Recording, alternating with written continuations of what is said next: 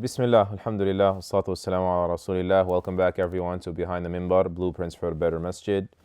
Trying to get the conversation started regarding our masajid for the work that needs to get done, that our lifetime will probably be too short to get done. We're alhamdulillah honored to have been invited by Sheikh Yasir onto his couch in his library. Sheikh Yasir Fahmy, I'm not going to do that cliche thing of handshaking. لا لا مش مشكلة أنا خلاص وصلت. He has my humor, but he's my mentor and everything else. الله يبارك فيك يا رب. Allahumma lak alhamd. Sheikh Yasir, Jazakallah khairan, founder, Sultan, Ayatollah of Prophetic Living. I'm going to stop being obnoxious in about 5 seconds. New Jersey, stomping ground, then at Azhar University. And then on top of religious leadership within the mosque space, you would not like the term transcended, but you pivoted over. A little bit about that. What got you to move into Islamic studies, and from there, was there a pivotal moment or reason for you to pivot to where you are now? From the corporate world, you mean? Wherever, from scholarship to sort of community building. From that angle, yeah. I mean, subhanAllah, yes, I was very much had positioned myself in a space of kind of wanting to be in academia and a lot of backstory around that.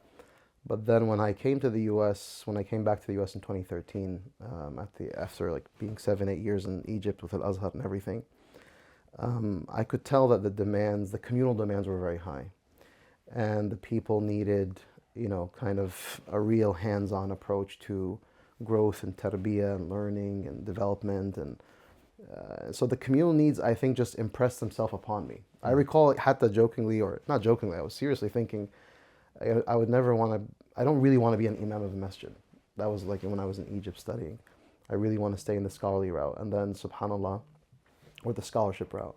And subhanAllah, Allah subhanahu wa ta'ala, sha'Allah. And don't ever say never, Allah subhanahu wa ta'ala is going to will. And yuqaddir qadrak. Alhamdulillah, I think tahattam, it just kind of became an imperative upon me that this is what's needed. Right? It was the fard of the moment, it was the obligation of that moment that entered into this space. Well, alhamdulillah, I feel that much of my personal upbringing, my father being a big part of the Muslim communal space and masajid and schools, and always being a big community, activist, if you will, that just, it was destined. It's my honor, it's my absolute honor to serve in the communal space. I find much purpose and meaning and richness in it, bifadlillahi ta'ala. MashaAllah. I ask Allah to make you among the worthiest and heaviest of your parents' good deeds.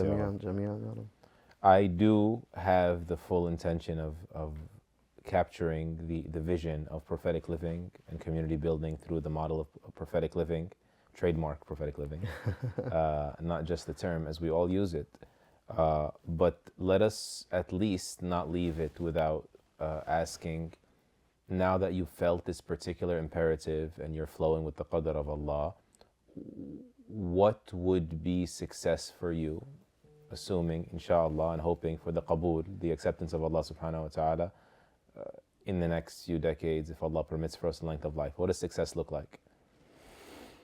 For prophetic living? Your current involvements, I'm assuming prophetic living is at the center. Yes, prophetic living is, the project that, bifadlillahi ta'ala, a group of us here are fully committed to. My hope is to really see very robust, competent, capable, well-developed pockets of communities, of individuals who are at the forefront of wanting to serve the Muslim community and to take Islam on as their project.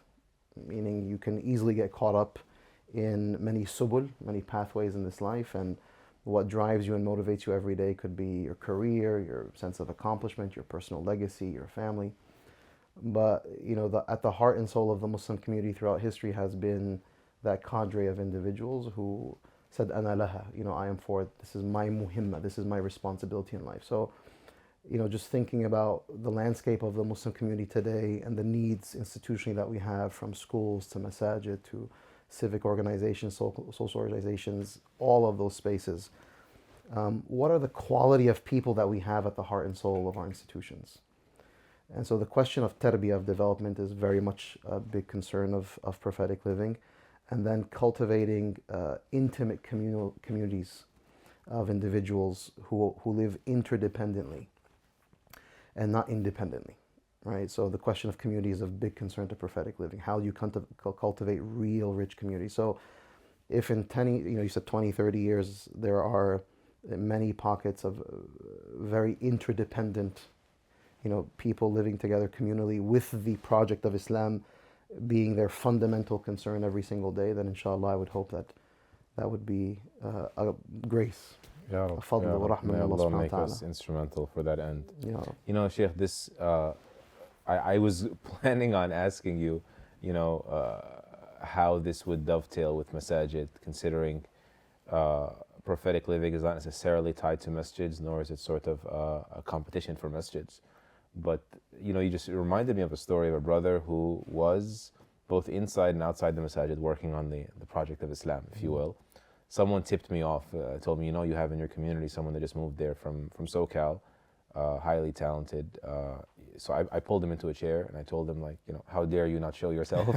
How did you not tell me that you were in the crowd sitting in the shadows? And I sat him down, I said, listen, you will not offend me. What do you think of our community, my masjid in Alta, where I serve as the religious director? So he said, look, it was amazing. He said, I see masajid as like three-pronged classification. There's the just pray and leave masjid, which is usually the low-hanging fruit for any critic, stereotypical, if you will. He said, then there's the masjid that's a physical center, but also does a decent job of centering people around it. Like it's the nexus of the community, got a lot going on, but it's not going anywhere. It's sort of like, it's going everywhere, but not going in any particular direction, right? It's pivoting or sort of like reacting to the market force. We want karate, we're going to have karate. Sort of, we want this, we'll have that. He said, it's wonderful. People are at least coming together, at least sort of there's Islam in the ether, but there's no intentional community building. And that's the third type of masjid that I don't think you fall into. And I think there's much to be left desired there. I was like, please, what does that look like? And he, subhanAllah, he spoke of tarbiyah. He said, look, the masjid needs to be, you just got to embrace it, accept it. You're not a jack of all trades. You are a religious institution. You are there for the cultivation of a religious conscience.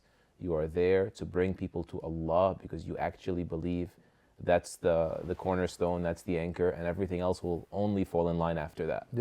He said, and I don't think we should shy away from that, or else we can run the risk of just being a cultural identity, a cultural center that's as fluid as the liquid culture out there, and so on and so forth. So I'd love your take on this. Like, what are masajid doing right, wrong?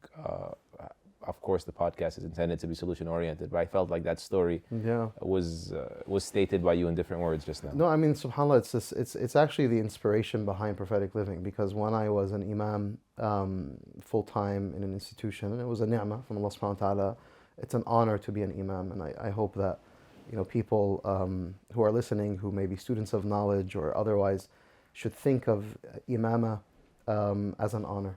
As really, when Allah subhanahu wa ta'ala uses you to serve a community, it is a blessing and an honor from Allah subhanahu wa ta'ala. And don't scoff at that, because often you'll hear some negativity around the work of imamah and the complications with masajid and the issues, and I get all that. There are issues that have to be resolved, and it can be complicated. But bifadlillahi ta'ala, we take, إِنَّ الْعِزَّةَ لِلَّهِ جَمِيعًا. أَيَبْتَغُونَ عِنْدَهُمُ الْعِزَّةَ. No, izzah lillah. The dignity is from Allah subhanahu wa ta'ala, and He is the one who dignifies and bestows it upon His servants. But really, when you're in the masjid space and you're very busy, and it's communally palpable, mashallah, that you have your programs are bustling, and classes, halaqat, social gatherings, obviously the Ramadan, the ayad, everything, it makes you feel like, mashallah, amir, like things are really robust. But then I would have these moments where people would come and say, I feel lonely. I don't feel like I really belong. I'm like, huh? Like, what are you talking about? Like, but mashallah, like I see you all the time. But yeah, I don't feel like I'm connecting. And this stuff, because, you would look at the metrics of the institution, you feel like, mashallah, the institution is successful. One of the superficial metrics that people like to utilize is money coming in. Our operating budget went from X to X times 5 or 7. So therefore we're successful, or the numbers of people in attendance are, that shows success. 2 Jumu'ahs now. Exactly, 3 Jumu'ahs, mashallah. And I'm not dismissing that, هذا من فضل الله, it's all from the grace of Allah, but when you look at the individual and you see their particular complaints, then what's amiss? And one of the reasons that prophetic living was really birthed out of my experience of being a full-time imam in the masjid was particularly because of these experiences, where I felt 2 things predominantly. Number one, why are people not feeling like they're part of a robust community? Sense of belonging. A sense of real belonging. Why don't I feel like I have real suhbah, real companionship, where I can rely upon you, you can rely upon me. And then the second thing is, you're producing a lot of content. So in masajid we'll put out khutab, halaqat, classes, khawatir, things of that nature that people are consuming. But is it actually developing individuals? So are people going through a transformational process? What does that look like for an individual? And that's really the thesis behind prophetic living. It was those 2 problem statements, moving people from point A to point B. Exactly. Closer to each other, measurably closer to Allah. Yeah, from ilm to amal. The reality of ilm into amal. And so, I do question, and right now I do have a lot of open-ended questions that I'm researching and thinking about, and I'm sure this is a space for us to do this, is can the masjid itself, in its core identity, cultivate a real community in this super intentional way? Like when you think of Al-Madinah, Al-Munawwara, how much of that suhbah was a function of the masjid or a function of the broader community of Medina?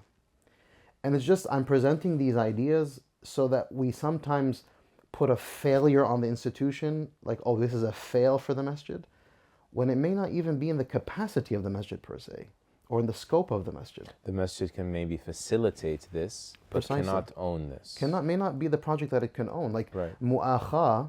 as a project is a personal buddy system. Yeah, exactly. That was fraternizing between the Muhajirin and the Ansar. Was institutionalized by the Habib sallallahu alaihi wasallam for the broader identity of the community, but it wasn't centered as a program through the masjid per se. You know what I mean?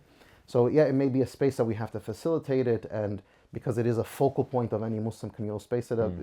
But can you have inside the masjid Medina?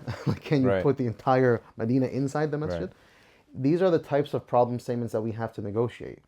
And that's why my niyyah with prophetic living is that it is what resolves the question of community. Hopefully, ya Rabb, inshaAllah subhanahu wa ta'ala. So what then is the ethos of the masjid?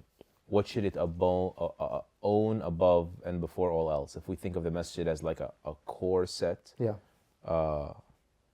Because subhanAllah, I think of masajid also like they think they have a vision, they think they have a mission,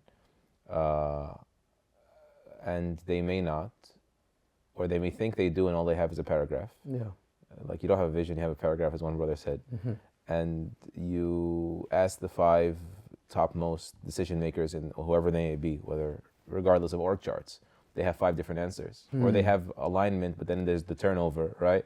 So how evident is the ethos when it's sort of subjected to all of these winds? Yeah. So what would you say are the core, and so that we can purge out for the sake of doing a little bit less better? No.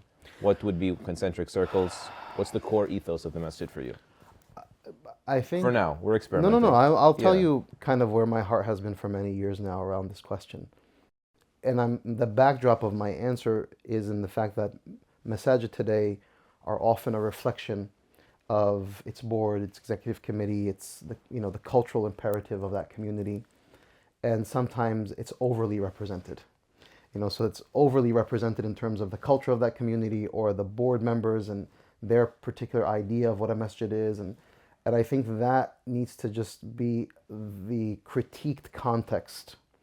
Is that what you were referring to? I've heard you prior say the over-democratization. Oh, absolutely, yeah. I mean, if you want to get more contentious, I believe not masajid, contentious, but no. I do believe masajid can, like when I hear, if I'm invited to masajid, often I do travel and go to masajid and institutions and fundraisers and things of that, and people say, "This is your house." I say, No, وَأَنَّ الْمَسَاجِدَ لِلَّهِ. You know, that needs to be a critical, spiritual, theological framing. This is God's house. This is God's house. This house belongs to Allah subhanahu wa ta'ala. We are all humble guests in the house of Allah subhanahu wa ta'ala. Patrons who are trying to do khidmah, to be in service. And that framing is beyond essential to me, because once it becomes overly democratized as a space and everyone thinks it's a battle of wills, you know, I always believe that the masjid should. When I hear that type of phraseology, and I'll say in the quintessential Egyptian way, وَإِنْتَ مِنْ أَنْتَ? And who are you? And tough guy? Who are you, and who are you and who am I? To say, and I feel that the masjid should. We have to be thoughtful. If we are positioned with pure deference, rather than my personal preference, then the space will feel and look very differently. I'm going to say, Ya Allah, you know, Allahu wa Rasuluhu a'lam should actually be a principal theme of our masajid. You know, Lillahi wa li Rasulihi. Like, I would want to see that postered everywhere to indicate that that's the actual spirit of our spaces. And so we are all always deferential to that truth. You know, فَأَنَّ مَرَدَّهَا إِلَى Allah, its return is to Allah subhanahu wa ta'ala. فَرُدُّوهُ إِلَى اللَّهِ وَرَسُولِهِ. Take it back to Allah and His Messenger sallallahu alaihi wasallam. I feel that often our individual preferences and opinions and ideas is overly represented in that when you have a discussion that's institutional about the vision and the mission and this and that, whatever, and we want the masjid, and I want the masjid to be X, Y, Z. Why? Why should the masjid be that? Why should it be a space where everyone feels X or everyone sees what they like, or, you know? We're not saying no, but we're saying exactly. Why. I'm not. Once it's again, not our place to say. It's God's place to say. Allah tells us what He wants in His house. Jamil. Allah tells us how He wants His house decorated. Allah tells us how He wants His house, or not decorated, or not. Or that's actually a very important question, yeah. Because, you know, it's often contentious. So, Sheikh, let me follow up on that.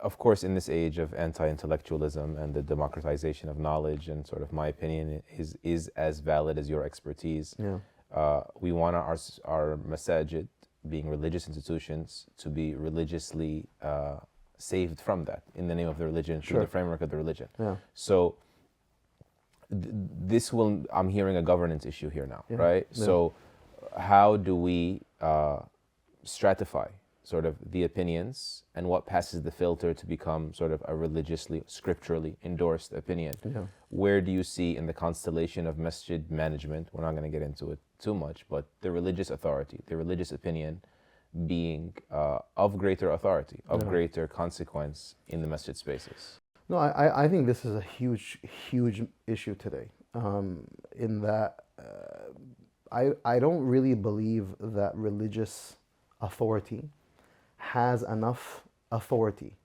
in the masjid space. Where's my pitchfork? Revolution time. No, I mean it. I mean, in the sense of, like, so the way this conversation has been reduced is very superficial. It's as follows. Someone will hear that and they'll say, you mean you want the imam to be the president of the board? I didn't say that. Because that's the kickback, right? I'm supposed to be objecting here, Sheikh. You already ruined my next two questions. But it's true. It's exactly what's going to happen. Yeah, it's going to say, oh, so you want the imam to be the president of the board? So you're preempting. Go.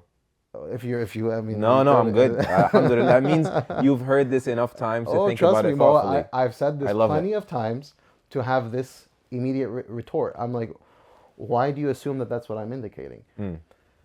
Or I'll get the following. There is a discussion being had, I don't know if you have this on your question list, should the imam be on the board aslan? Very common conversation in many masajid. And I've had very interesting conversations. By the way, many of these conversations happen now when I was outside of the full-time imama position. Someone will say, like, but we feel that if the imam is on the board, then they're going to have, it may be a cause of X, Y, Z. And they'll mention a bunch of things. And I'm like, why don't you assume that your presence on the board facilitates the same types of, like, who said the presence of the imam on the board is some inherent fitna or mushkila or problem in a way that has to be offset by remove imama from the religious leadership? Maybe there's a more nuanced alternative. Of course. No, at the end of the day, what is the masjid? What is the purpose of the masjid? It's the house of Allah. It's a religious enterprise. And so you have individuals who theoretically, ideally, have gone down the route of religious scholarship. So how can you be a religious institution and the religious authority is not palpable in your space? And it doesn't have to be, by the way, centralized in the identity of your imam or your sheikh. No, it has to be centered in that your institution, there is at the level of hard power now. Because I do like to distinguish between hard power and soft power. The imam often has soft power. They have the power of the minbar, right? That's why it's always a fitna when a tension happens. What's the imam going to say on the minbar? Is he going to leverage his soft power? Is he going to perhaps say something that causes a little bit of a fitna? So the board is like sitting there biting its nails. And what's the imam going to do with his soft power? But ultimately, they have the hard power, i.e. the legal power, to make whatever critical decisions they feel like they need to make for the institution. So when I don't see sufficient religious representation and scholarship at the level of hard power, I question the integrity of your religious quotient of your institution. You get what I'm saying? I'm not saying meaning that you're not Muslim, or I'm not making a existential classification here. I'm saying, is it really being governed by the spirit and the soul of our religion? Right? Do religious scholars have enough hard power and authority in the religious space? That's the question that I'm very interested in us negotiating, because once again, this is a communal project. Right. We all have the same interest. Today, I travel the country, everyone's looking for imams, everyone's looking for shuyukh. Boards contact, I'm sure they contact you, they contact me monthly, if not weekly at times. We're looking, are you interested, are you open? طيب ما هو. So clearly there's a need, there's a need متبادل. And the demands are very high right now, very, very high for religious leadership and religious authority. Well, perhaps then we have to rethink the nature and the identity of our institutions, particularly with this question, because I do fear that often what happens is the institution, which is, and I keep on using the word institution, but let's just use masjid so that I can center in its religious identity. The masjid, if the religious representation and authority is not sufficient, then you may have to question the integrity of your masjidiyah, like how masjid are you? Yeah. Really, how masjid are you? And so I am saying this to encourage those in positions of power today in masajid to rethink what they have felt and believed around scholarship at the level of like the highest echelons of the institutional I even authority. heard someone recently speak about stagnation, and this could be a good analogy as well, the stagnation on the financial level, right? And so they said, why aren't they just outsourcing this and stop killing themselves? I mean, the board is going above and beyond, but just give it to an accountant. They'll get paid for their time. That'll be their day job, and they'll probably do it faster anyway because it's their skill set. And so the retort was that we're doing this in the vein of confidentiality. We don't want sort of our staff's salary numbers to get out to the community. And they said, well, what makes you think we trust you as the board with knowing the numbers? We didn't sort of elect you in that institution. We didn't vote you in or anything like that. And so there's no difference. You should sort of try to be as objective. What is in the best interest of the institution? Where is it going? What is sort of defining the goal? But also, are we at a good pace of getting there? And so if it's a religious institution with a religious objective, how much is being informed by the religious authority? So let me quickly ask the flip side as well. The nuance, right? How do we make sure, because you don't know what you don't know. You're saying have the religious guy at the table, right? Have the scholar at the table to tell them, by the way, you may not know, the Prophet spoke about this. The Prophet didn't do this to the masjid. He had a buddy system sort of facilitated through the masjid, but not in the masjid. Or the likes, right? This is not, or even correcting culture. This is not our house, this is God's house. That sort of thing is beautiful. And as an org culture, trickles from the top down. But also on the administrative side, the imam doesn't know what he doesn't know, right? He doesn't realize that his bright idea is actually apocalyptic. I'm answering also for a broader question of Islamic civilization.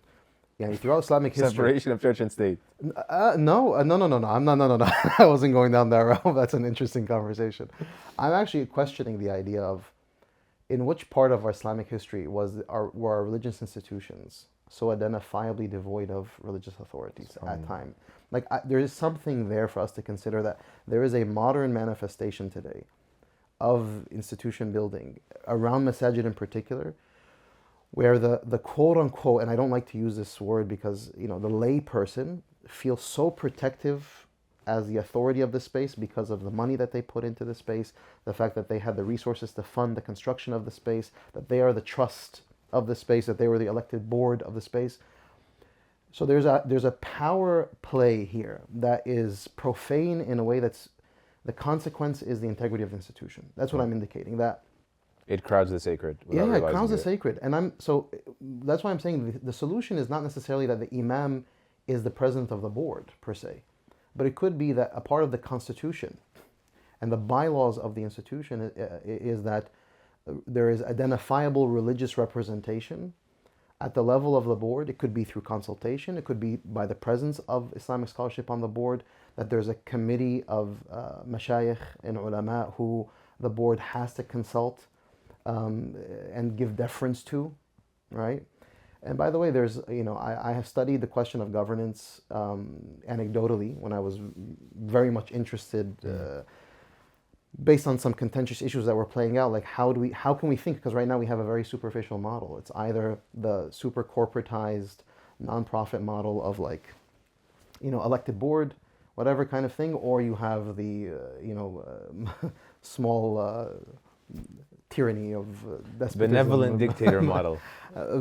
Sometimes mostly dictator. Yeah. But often it's like, okay, what are we? Are these the only two models that we can use? By the way, other communities have further imagined what good governance can look like. Like if you look into some of the sister communities, let's just say, they have developed models where the balance of power is much greater than you would imagine. There's like 4 parts to the pie.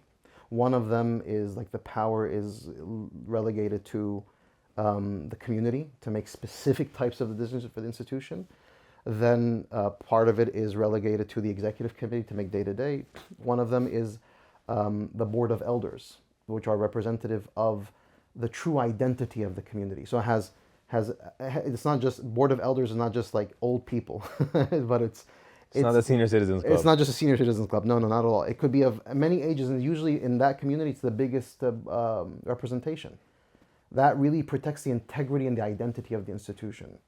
And then you have the authority of the clergy, of the religious, representation, that they have their own piece of the pie. This way you ensure that the integrity of the institution is maintained. I don't want to see that the way we govern is that we have a group of sincere brothers and sisters who are gathering together in a room and trying to troubleshoot and reinvent the wheel every day about what does it mean to have a masjid. And then their only question is like, okay, we need an imam. And we have a job description for an imam. That's not going to necessarily get you where you want to be at all as an institution. So I'm a huge advocate of thinking like in terms of version 2.0 of the Muslim communal space. Like alhamdulillah, we have all these masajid now built, thousands across the country. The question of governance, I believe, is very much due for an overhaul. I believe it's pivotal to even getting imams through the door. Job descriptions are secondary in my because so many of the talented religious leaders are making a niyyah. They're making a sacrificial intention for sort of a pay cut or whatever it's going to be. Because even if you have an above average salary, you're still not talking about medical insurance. If you are, you're not talking about retirement. So it's not a mainstream corporate job, if you will, right? No. And inflation doesn't seem to be slowing. So they're making an intention for a particular purpose. Yeah. I'm going to do this for what? Yeah. Like, is martyrdom an end in and of itself, even without an ROI on it, if it's not purposeful? Yeah. I remember when I served in an Islamic school, when I was straight out of college, I took an enormous pay cut, right? And because I had volunteered the year prior and the kids really won my heart and I wanted to give it a shot at transforming these kids. And so I quit after 1 year because I was certain that what I was building, someone else was destroying, right? Like I'm trying to tell them about sort of the priority of salah, and he punished the kid by telling him, you stay in the classroom, don't attend salah. I mean, the kid was playing in the bathroom with napkins, wet napkins and filling the ceiling with them and all that fun stuff. But the idea is this is not going to work. Yeah. Like when a dean says, I don't trust anyone with a beard, I'm like, okay, tell that to me in private so we can talk through it. talk through your trauma. But like, don't say that to a kid that sort of trusts me and like has changed for the better, and you saw him. Anyway, so the idea is I'm married to the vision. I don't worship the logo. I'm not married to the brand. Sheikh, there's something I wanted to. Can I? Please. I don't mean to cut you off, but can I just to this point, and I just want to place a disclaimer. I have a lot of thoughts, questions, critiques, ideas that are meant to be a part of the landscape of building our institutions and growing, not to be a contrarian and a critic. You know, I'm not interested in tearing down. I really believe in the sincerity and the honesty of all those who are serving. I want to make that very clear. Like, you know, if you don't know me personally, I'm my children call it, because I always tell them, like, Baba, why are you bothered? I'm just passionate, Habibi. So my kids now will say, Baba's passionate right now. He's not angry, he's just passionate.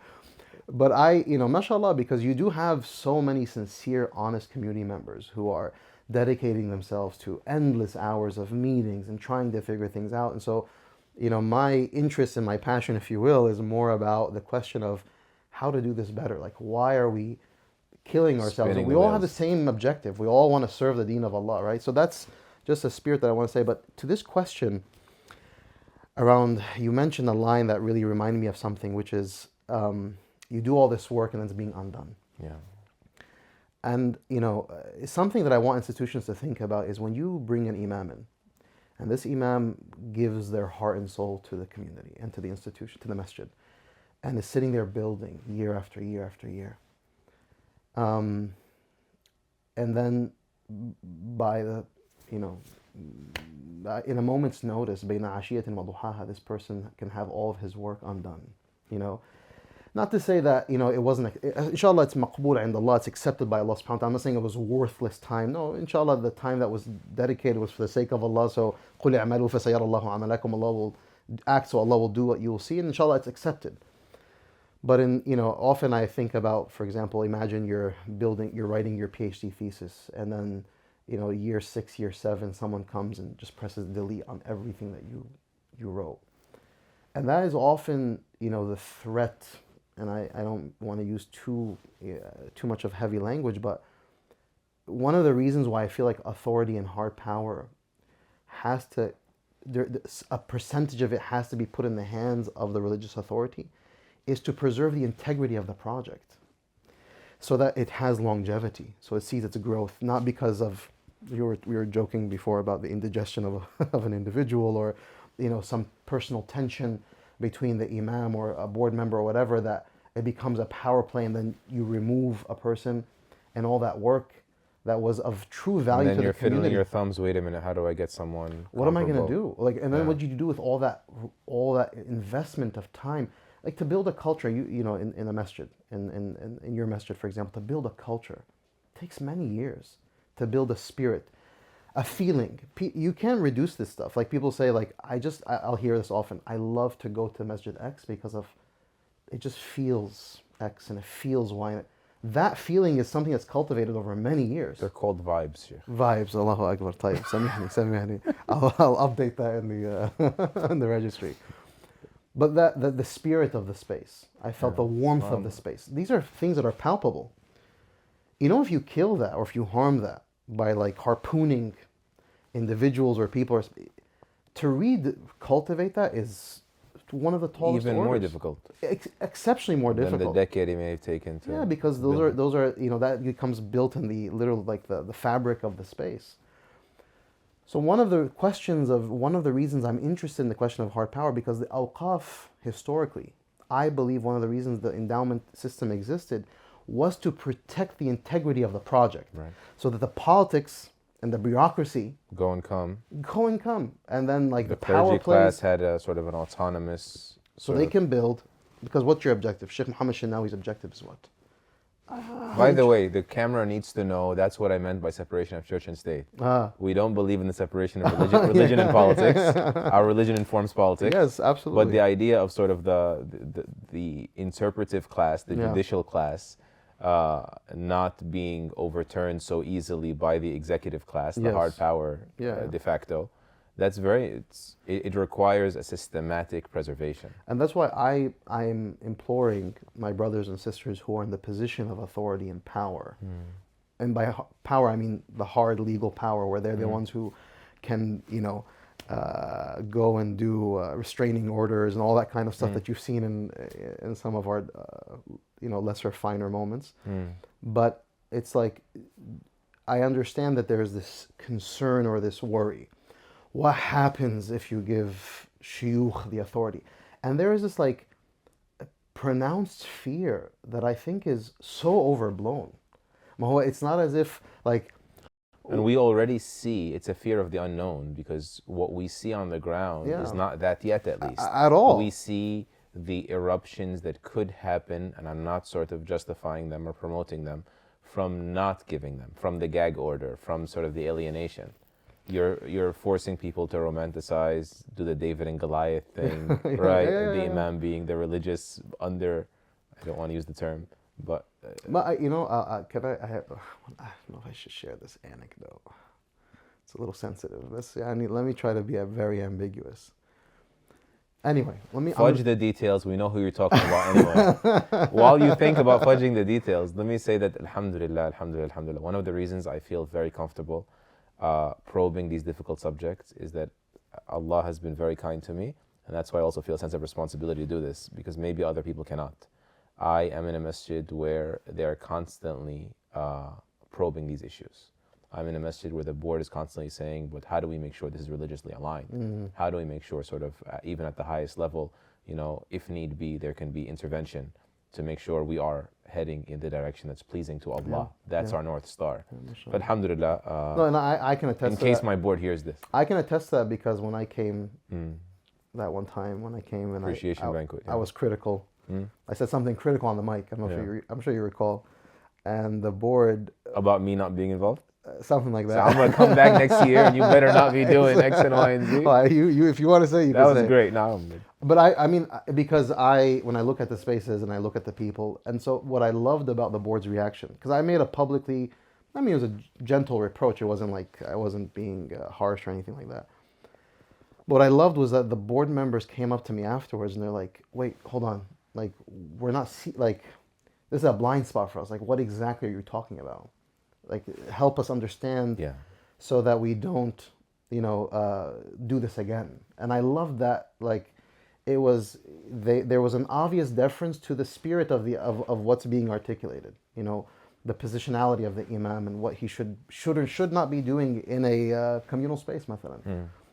But anyway. No, alhamdulillah. I know there are few and far in between these personalities, and for them to be gathered, some of them in my community, has been priceless. MashaAllah. Rabbana yabarak wa yahfaz wa yakram ya Rabb. And so the dramatic, hot, spicy anecdote. The anecdote. I'm gonna just make it very ambiguous, but you'll get the spirit of it. There was an individual who was meeting with another individual, because abstract enough. No, but two imams were having a conversation. They both exist in two very different worlds of imama. One has absolute, dictatorial control over his small institution, very small local institution. The other is the imam of a big institution, but was hired by the board and brought on and whatever, and he's like the respected, leader in the face and all this kind of stuff. One day, those two were having a conversation, and the imam who is the board and the executive committee and everything, and the imam who is the employed by they're having a conversation, and one clearly has more public recognition than the other, right? The one who's a part of the bigger institution. Anyway, so long story short, he goes to the other imam, the one who's the board himself, says, hey, let me just remind you of something. No matter what you think, at the end of the day, you're always going to be hired help. And don't ever think that, don't lose sight of that fact. Don't get caught up in the hype of your name or your notoriety or your recognition. At the end of the day, you're hired help. Just as you were placed, you could be removed. And it was not said in a condescending or combative way. It was said in a very like matter of fact, because he then said, "Here, I'm the imam. I'm in charge. I'm whatever." And I'm not saying that he had the right model and the others had necessarily the wrong model, but that actually stuck with me. That's why the question of power is of intrigue. If you are the actual face of the institution, you're doing that work to cultivate and build and so on, and you possess nothing in terms of other than your voice and maybe your nasihah and your guidance. Like, is that going to be the identity of our institutions here in the West? Because those who are the current funders of the project are the lay people who appreciate and like the authority, often, for the most part. I'm not saying like every situation, and they're fearful of the idea of giving, imam or mashayikh or religious scholars authority. So yeah, I mean, it's a question we have no choice but to grapple with. It has to be grappled with, because it's going to become. It is going to become. Like currently at our masjid, the setup between me and the uppermost management, the board, is that, and this has been since day one, and it has worked, but it's incomplete. Like, we need to mature it further as also we evolve, because needs change. Is that on the religious direction, sort of, it's the religious director's decision. We sort of can suggest, advise, give him feedback, show him some data, but he's going to decide ultimately. He's not sort of like doing anything illegal or anything sort of like, there's no uprising in the masjid, clear, evident, objective. It's his decision to make, and case is closed. And then in terms of org-wide oversight on the administrative stuff, unless it is a valid scholarly opinion, the imam will not sort of impose. And so it has worked for us, just as a sort of a starter model, maybe like a prototype. I don't need to say this person is deviant to say they're not coming to speak here. At the same time, I don't need to sort of get myself involved in things that I may not understand. I may not be trained to do. I may not have the time for. And so if I see someone partaking in a riba transaction, I say, no, this is haram according to all, so I'm going to veto that. Yeah. And that is left to me. And subhanAllah, to your point also, Sheikh, when that boundary was created, you find both parties consulting the others even more. They're not sort of resisting the others even more. Like, I will come and ask them, listen, I want to make a decision. What do you guys think? Pros, cons, maslaha. You think it's worth it? About dividers in a musalla, for instance. Yeah. And I get beneficial feedback. Likewise, they ask me and I tell them, listen, that's your decision to make. But from my angle, it seems like this. Yeah. I feel like that culture was only created because there was a mutual understanding between us, and then years of trust building that, each is respecting their boundaries. Yeah. But without creating those healthy boundaries, I don't think we can move. Sheikh, I want to move to something in the spirit of just complementing. We worked upward. I want to work downward. Meaning, let's say the religious authority is influential in the masjid, in some of its biggest decisions, in its long-term strategy and direction. You're going to have people that disagree. Okay. How do you, as a person, number one, keep the masjid being as inclusive as possible, right? A masjid being open to open discourse, even if we're going to sort of chart our own path. We can't debate until the cows come home. How do you deal with that? So you have, for example, inclinations, persuasions on the Sufi-Salafi divide, or the traditionalist modernist divide. You're from Boston, or you spent time in Boston. I'm sure you've had a very wide spectrum of worldviews in the masses. Yeah. How do we navigate that, considering we're making the decision now, the board and the imam, right, are aligned, we're going. Yeah. What do you do with the voices? I am a believer in the... this is not an EQ test, by the way. No. We want to benefit. I didn't get that at all. I didn't get that vibe at all. There's like, if you put opinions, or if you put people and their opinions on a spectrum, I believe in, like, there's a 10, 80, 10. Bismillah. 10% are on this side of the spectrum, 10% on this side of the spectrum, right? Let's say the proverbial left and right, if you will. I don't like to use that. Identity politics vernacular, no problem. I dislike that vernacular, but just for tasheel, like taqrib al-ma'na, to bring the meaning closer. So there's people who kind of are on the, S to this side and S to that side, Sufi over here, Salaf over here, or vice versa, whatever. And then there's the 80% of the community. The unindoctrinated. or they're the soft versions of this, or they're left of center, whatever, right of center, that kind of thing. It's a gradient for sure. I am a believer in the 80% in terms of the focus of the institution. You're not going to please everyone.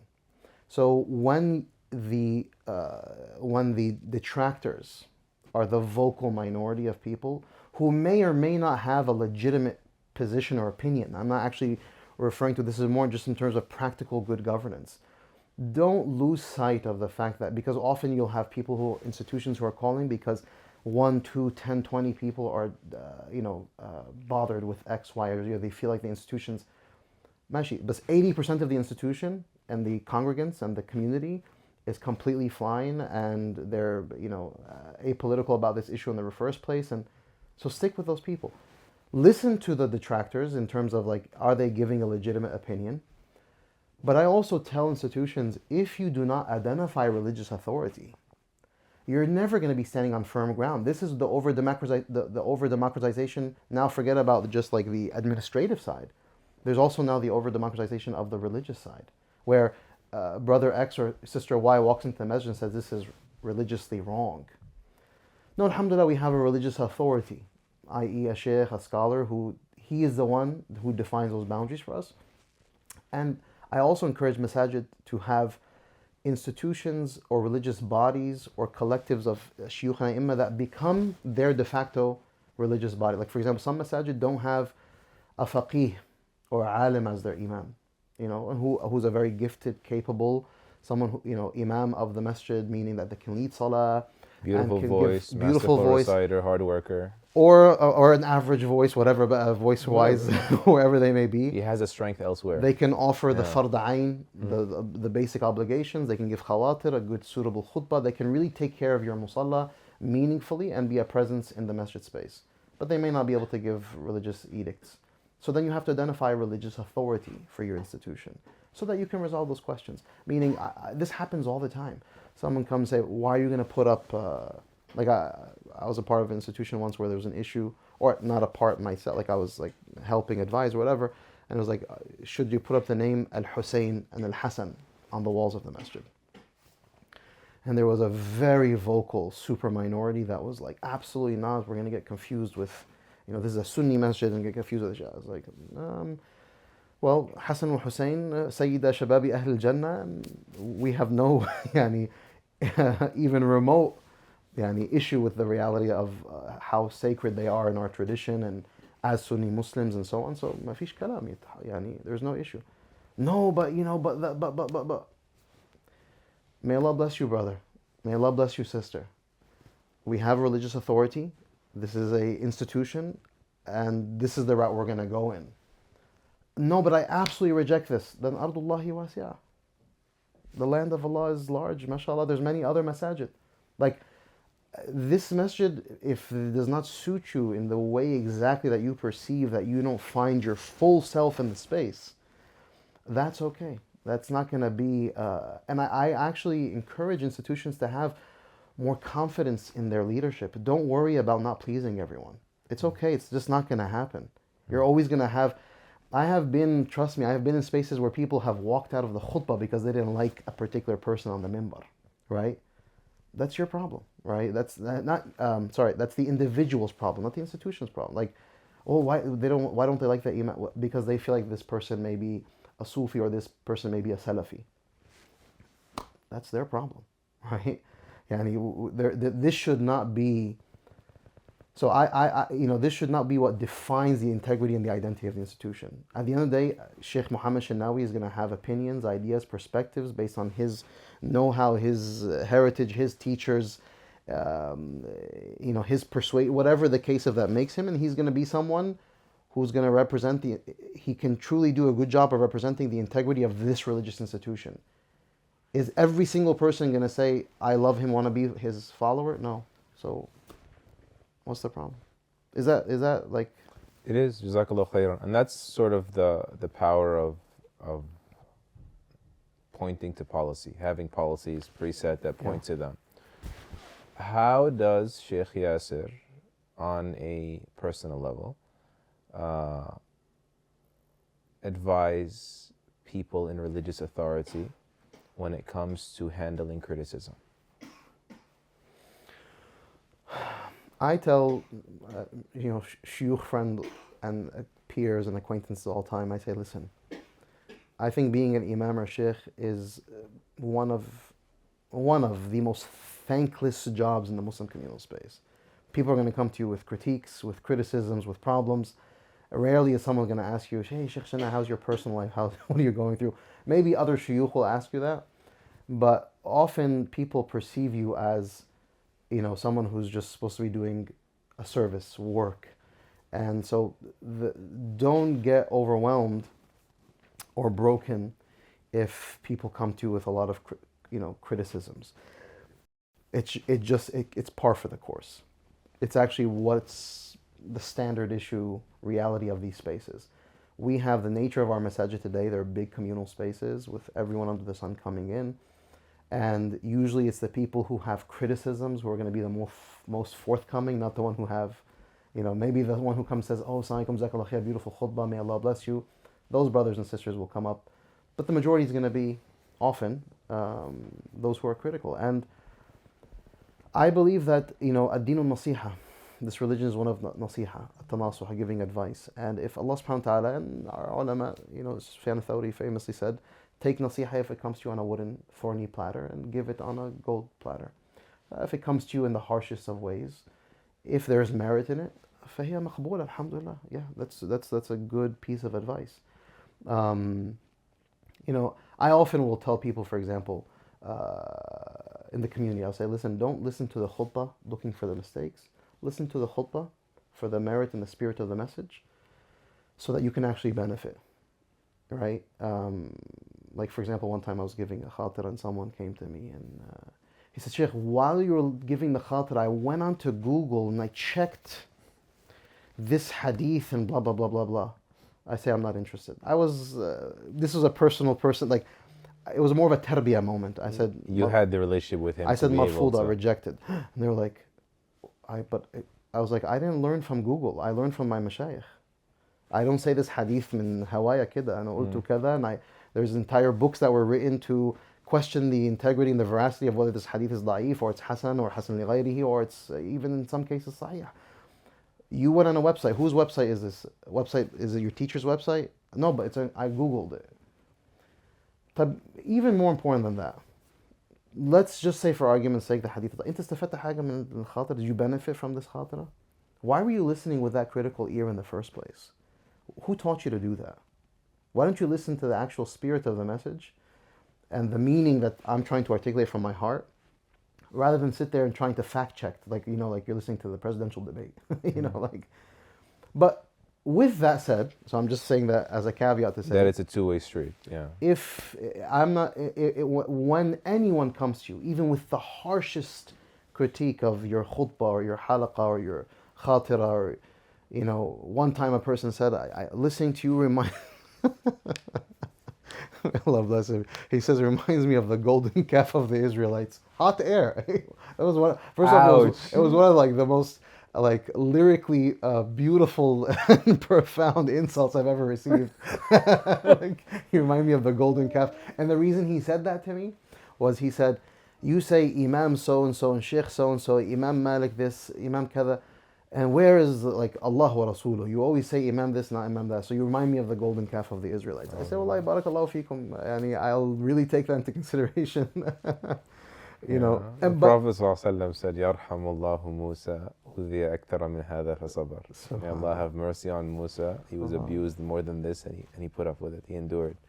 And he said this when he was being accused of a double standard, in his dispensation of the spoils. No. Of course, I'm not lecturing you, Shaykh. So for the listeners out there, we have to keep reminding ourselves. وَتَوَاصَوْا بِالْحَقِّ تَوَاصَوْا بِالصَّبْرِ. Remind yourself, hold on.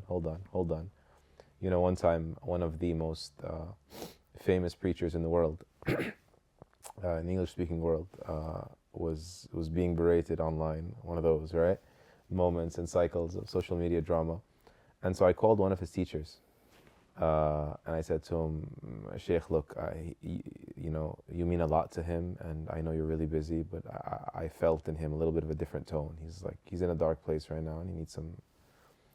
And so he kind of he laughed, and not sort of to belittle the issue. He's like, subhanallah, like they said Sa'd ibn Abi Waqqas doesn't know how to pray. He's like, can you imagine, does anyone ever think they will escape criticism if they said that Sa'd ibn Abi Waqqas, the Prophet's uncle, sallallahu alayhi wasallam, radiyallahu an Sa'd, la yuhsinu yusalli. And it was humiliating for him that Umar had to make him demonstrate the prayer, and that's why Umar walked up to him, kissed him on his head after, and he said, ذَلِكَ الظَّنُّ بِكَ أَبَا إسحاق. This is what I always expected of you, but I just want to demonstrate justice for people, that I don't have favoritism, that anyone can be held to the blind balance of justice, right?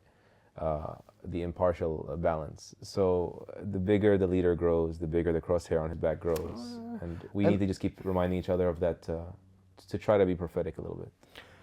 I mean, yeah, we can give nasiha and give general guidance, but the fitan will always be a coloring and a shading and a part of the fabric, and those harsh critics or those individuals. We can't let them make us bitter. At all.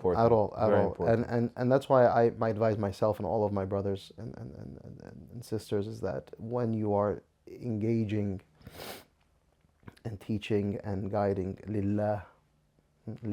Expect your reward from no one but Allah. That's it. Do not seek communal validation. And, if you sit there and you assess, like often I'll tell people who maybe are having a difficult time in their institution, I said, under no circumstance cause a fitna. In the sense that, like, you hatantasir li dhatik. If it's bringing victory to yourself, no. It's okay, be martyred, right? And they'll say, but, you sometimes get caught up in the greater good and these people and their oppressors and their dhalam and they, When you find yourself in the heat of that fitna, then you have to go seek counsel with you're trusted. You're not a neutral party. You're not a neutral party. You're in it. You're in the thick flooded, of it. whether you think you are or aren't. So seek the trusted counsel of people that are you give deference to them, and also your peers and otherwise, so that they can tell you, hey, listen, no. And you may be like, your finger may have been on the proverbial trigger of like, and they're like, no, don't absolutely not do that. Don't give that khutbah. I had the whole khutbah prepared, and I was gonna don't do that. But you don't understand. No, relax. The fitna, the consequences of that action are much greater, right? So, Man kadama ghayza, right? Whoever suppresses their rage for Allah, Allah will call him out in front of everybody and celebrate him. So, Shaykh, in these last few minutes, we spoke about the place of religious authority in our masajid and our Islamic centers. And subhanAllah, it's probably a perfect reason to bring you back for Prophetic Living episode, because the idea of also a singular direction, is the only way to build community. And inshallah, that'll be maybe our theme for next time. Like, if you have 1,001 opinions, people gather around shared values. But if it's a liquid value, once again, the liquid culture, it'll stay fluid, won't be able to sort of get any sort of semblance of community. The fabric will not be a fabric. It'll be tore in every direction. So we got that, and also how to create enough space, even though we have our policy, but you have every right to have your opinion. There's enough room for critical discourse, but sometimes we're just going to have to move forward. We're really sorry. Then we spoke about people that are critical, productively or not, authorized or not, scholarly or not, how to have the spiritual training and sustaining that criticism. Maybe the last part I want here is that informing the policy of the institution on when to hold the imam accountable, right? That everyone is subject to God's rules in God's house, including the religious authority himself. How do we hold the imam accountable? How do we hold ourselves accountable from the abuse of power, from sort of the vulnerability to scandal or whatever it may be? I mean, this is a critical institutional conversation to be had, because accountability is upon everyone. No one is above reproach. No one is above accountability. We don't have a religious infrastructure that supports that in our tradition. There's no infallibility in Islam, absolutely not. No papacy in the deen. Not at all. And so that's why, we opened up a lot of topics, and maybe they're open-ended right now, and they have to be, kind of negotiated further. But certainly there needs to be a part of your system, your infrastructure, your bylaws, your constitution, is the question of accountability. You should literally have that as a, and the accountability has to extend well beyond the confines of the few individuals on the board who may or may not, like or have a problem or whatever with this imam. Because the consequences may be much greater than you actually appreciate for your decision. Because sometimes, often, what I have found, just anecdotally, is that it becomes a battle of wills. It's a power play. We don't like X about him, and he now resents us for that. And so it becomes now, we're the authority. We're in power. We are the ones who are on the legal documents. I caution boards extensively to make a decision based on those grounds, because people feel like, okay, it's going to be if we don't exert and exact our power, then we're going to compromise the institution. Then people are going to think that the imam has more power than us, for example, or something in that vein. So first off, I feel that if your institution is structured that way, you're already a compromise. You're already a vulnerable institution. That's why you have to rethink the structure, the bylaws of your institution in the first place, the governance model that you've chosen. But if you do find yourself in a position where there's a question of accountability that's being had around your religious authority, that has to be done where whatever path you choose, is that you have to identify more senior religious authority that can be local or national, who you can defer to.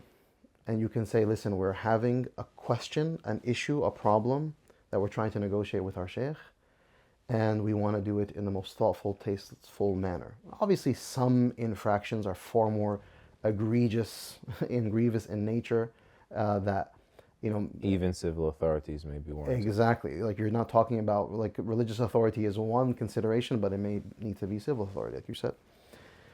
But I'm just talking about standard issue, kind of in the majority of challenges and issues that happen, is that you need to empower for the institution now, for equally the board and the imam, a differential body that you're both going to say, that are going to be able to hold the mirrors to both of you and say, no, board, you're off. No, imam, you're off. And that way you preserve the integrity of the imam, so he's not just the quote-unquote hired help who's coming to sit in front of the authoritative body known as the board, ashab al-sulta, and then there's this power dynamic that's at play. And I have very often, more often than I would like to, when I see some of those conversations play out, the language that is used to assert power, to show that we are the dominant authority, right? We can do this, we can do that. You've lost yourself in the moment. You've lost sight of the quote unquote project. Yeah. This is much bigger than the board and the imam. Sometimes we play out our spiritual maladies in religious languaging or Islamic work, and the masajid are no one's property, no one's therapeutic mechanism, no one's sort of plan B for whatever failure you may assume you're having in your midlife or early life or late life phase.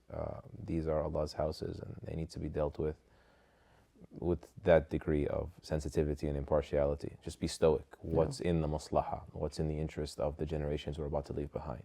In this survivalist moment where people are nosediving off of the cliff of iman into kufr, apostating left and right.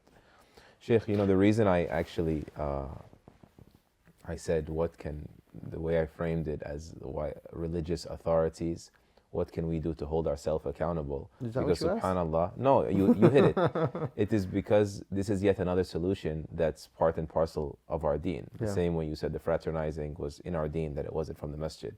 Or sort of the ownership of the house is from our deen. It's an ayah in the Quran. It is immortalized, etched in Revelation.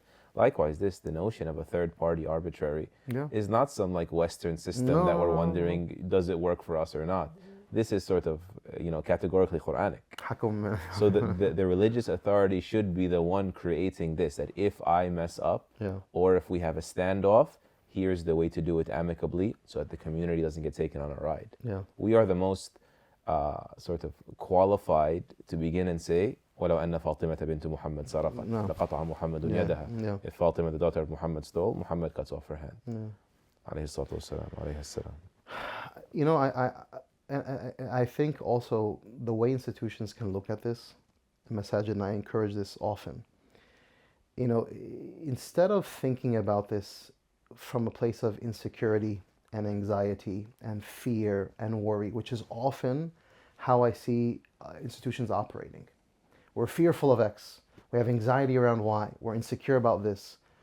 Why don't you go back, build an infrastructure that is built upon policies and principles and governing values and so on, that is so robust that it puts your heart at ease. Like, put your imam's heart at ease. Don't try to have them operating in a space of insecurity. You know, I'll tell you, there's a sheikh once who, may Allah bless him, he's been an imam for many, many years, and he heard me talking once. I've had a lot of conversations around, I'm very interested in this conversation in general, around masajid institutions. And so he heard me talking once, he was really listening, and he's like,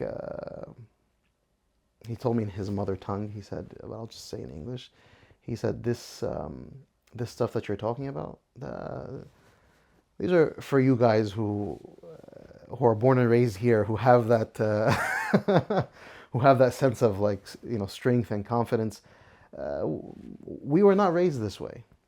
You know, for us, it's like, you know, we're here to, like, just make sure we keep this. We don't ruffle the feathers.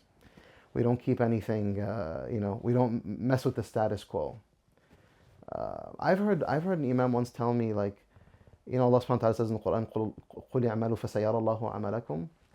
He was saying this as a piece of advice to someone else I overheard, and I was very bothered by it. He said, no, in the masjid space, he said, قُلْ اعْمَلْ, in front of the people, so the people see that you're doing. Like, make sure that your presence in front of people, because one of the most important things as an imam in the masjid is that people see you. When the people see you, and the board sees you, then you're a good imam. And I was like, what? Why would you ever say that's such a unfortunate piece of nasiha? That's not a reason to exist in the masjid space, to gain the pleasure of the people or to, like, have the board see you. Well, when I actually asked myself, I was like, why? What types of conditioning did he go under psychologically and philosophically to bring him to a point of inferiority in such a way where he feels like, I have to do so I can be seen, so therefore it merits that I am of value to the institution. That's a very problematic development, and that is something that body politic has to assess itself. Like, why do we have a culture? Perhaps did you not ask the question why? That perpetuates this. It may not have created it. He may have brought it from another part of the world also, and otherwise suppressive regimes or whatnot. But do we perpetuate it even within our own institutions? 100%. But also, like, for example, when it is the case that often most imams are just hired help, in the words of that beloved brother, and their financial welfare generates anxiety in them to make sure that they, you know, the spigot isn't cut off, you know, then that's a very problematic development in the institutional identity. Like, you don't want to have your religious authority unsettled by the fact that performing from that platform, performing to please, because they want to maintain their gainful employment. Right. It's actually an aberration. It's a stain on the American Muslim institutional identity. You don't want. We actually have to solve for this. No. Our imams, we hold them in high regard. Like, by the way, there's deeper, like, critiques of why we have this today, but this something has to do with modernity, because, you know, many of the penny pockets of the Muslim world, there was a number done by stripping the religious space of its endowments and its authority, its hard power, which was rooted in the fact that it had these endowments, turning them into wards of the state, employees of the central government, that kind of thing. And then the way it was, you know, the caricaturing of religious authority and leadership in the Muslim polity and how they think. So then you do end up with pockets and percentages of the Muslim community who don't actually look at the imam or the sheikh other than, it's just his paycheck. You know, like, for example, you'll watch these old black and white movies in Egypt, whatever, where the imam who's coming in to do the marriage is like some like doofus who comes in. That's how they portray him.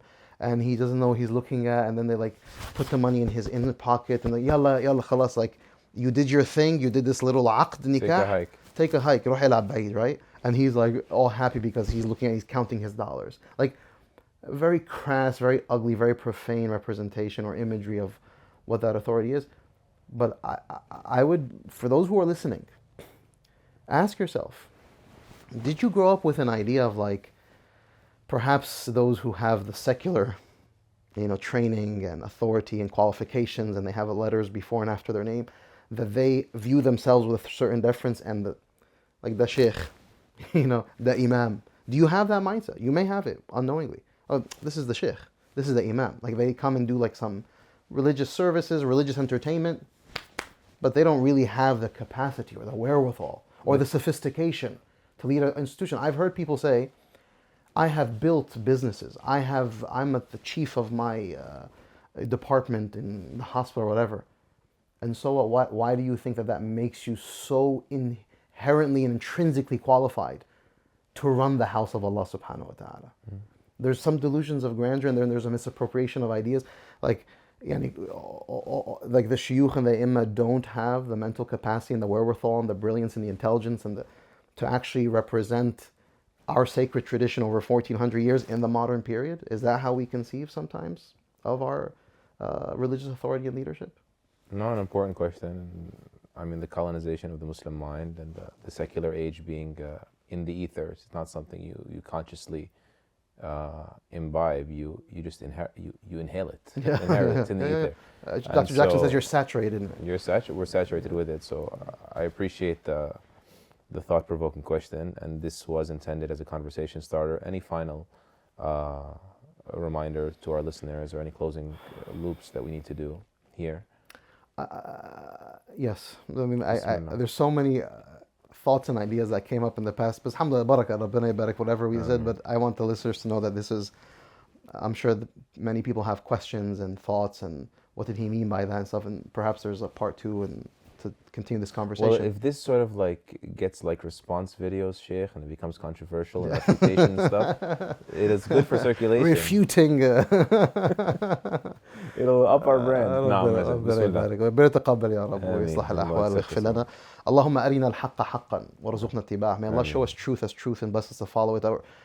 I say often, we're not in the age of Umar ibn Abdul Aziz, like, al-Qa'id al-Mighwar, who's going to come, like this remarkable leader who's going to come and solve the affairs of the Muslims. That's just not the age we're living in. We're living in an age where وَأَمْرُهُمْ شُورَى بَيْنَهُمْ. We need to actually come together in the most sincere, honest way, who are all committed to the deen of Allah subhanahu wa ta'ala, and figure this out and really create a healthy environment of shura that is devoid of our personal subjectivities that may be a heavy burden that we insist that our institutions carry. But my final nasiha, that was a nasiha, but my final one is as follows. When Allah subhanahu wa ta'ala referred to Masjid ussisa ala taqwa, the masjid that was built upon taqwa, God consciousness, min awwali yawm, and that was in reference, based on the difference of opinion, whether it's Quba or Masjid Nabawi or both. Other mufassirun say it's both. That this was a masjid that was built upon taqwa. From day one. And when talking about the type of people that populated the space, fihi rijalun yuhibbuna an yatatahharu. That in it, this masjid that is built upon taqwa is populated by a category of people called rijal. And this category of people, what they're concerned about is purification. And I want myself and all of my brothers and sisters to ask, is this a governing spirit in a house that's built upon taqwa? That we want to purify ourselves in this space. That I want to truly be the most pristine and pure servant of Allah in the house of Allah subhanahu wa ta'ala. I believe if the ethos and the spirit of ourselves and our spaces is defined by this, then we will resolve administrative, board, the question around the greater community and do people feel like they belong or they don't belong, that kind of question. If the spirit is I am in the house of Allah. I am a servant of Allah. I seek the pleasure of Allah. I want to be the most purest representation of Abdullah, servant of Allah. Then I'm going to question myself 1,000 times before I bring my baggage with my subjectivities. And then I thrust it on the space. Like it's like you come in with like, 8, 10 suitcases and you throw them and you say, deal with me, That kind of disposition, where perhaps maybe you have to consider the fact that the masjid may not need to exactly mimic or mirror your subjectivity. Shocker. Wow. Perhaps it may be the case that you have to come in and that you have to conform to the space. And that is maybe in not in the realm of like my I representation, me as I like, but rather Allah, Rasuluh. There is a sacred lineage that we are embedded in. This space, inna awwala baytin wudi'a lillah, the first house, to use this, to treat this in the most ishari sense. But then this is the first house. This is the most sacred space. This is your first house, by the way. It's the place that you go home to at night. That's the place where you just rest. But بيتك اللي هو بيت ربنا, your house, it's the house of Allah subhanahu wa ta'ala. It's the first house. There's so many sacred meanings tied into this that each of us as individuals can profoundly benefit from. رجل قلبه معلق like a man whose heart, a rajul, once again, a category of individuals called rajul, whose hearts are attached to the house of Allah. It's a very sacred, spiritual, theological enterprise. I'm saying all this to indicate that don't lose sight of the fact that the house of Allah is at its essence a deeply sacred space, deeply sacred. And when we insist on our subjectivities, then perhaps we color the sacred with a profane that makes the space compromised for me, for my children. Or my children say, you may say, I'm advocating for the haqq, I'm advocating for the rights of this and that and the representation of this people and that people. But then my kids are like, there's nothing really sacred. It's all like anger and bother and infighting and frustration. Don't go home to your family and sit down and knock masajid all day. The masjid is this and the masjid is that. What happens when the culture of our community is like a knock on masajid? Masajid are X, Y, Z. Masajid, ahibba'i, are nothing other than my beloveds, are a reflection of us. Like, it's not like some divorced reality from our beings. No, this masjid is just a reflection of me. So if we are not a community of yuhibbuna an yatatahharu, who just want to purify themselves and get out of the proverbial way, i.e. our egos and our nufus, so the light of Allah, can just, I tell people all the time, your space can become so beautiful, just dim your ego, turn off your nafs. Let the light of Allah flow through you, and it will. Wallahi, it will. Alhamdulillah, I heard someone say this in one of the conferences recently. Sheikh Abdul Hakim Murad actually said this at RES, and it struck me. He said that, if you want to know, people ask, is Islam healthy? Is Islam doing well? Does Islam need reformation? These questions are always posed. He's like, listen, if there's one clear indication that Islam is a success story, go across the world today and look at its masajid, and you'll see them full every Friday. That shows you that Islam alone, as a theology, is a profound success story. Alive and well. May Allah take us from strength to strength, beginning with our institutions.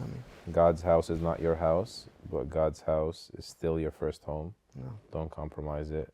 Don't give it the leftovers. Keep it sacred. I needed to hear that last part as well very much. It hurt, but I needed to hear it. Jazakallah khair. My pleasure. Please keep your comments coming for the next needs that you wish to have addressed, and we'll try to track down the SMEs, the subject matter experts for them, everybody. Barakallahu feek, Shaykh. Pleasure. Barakallahu feek.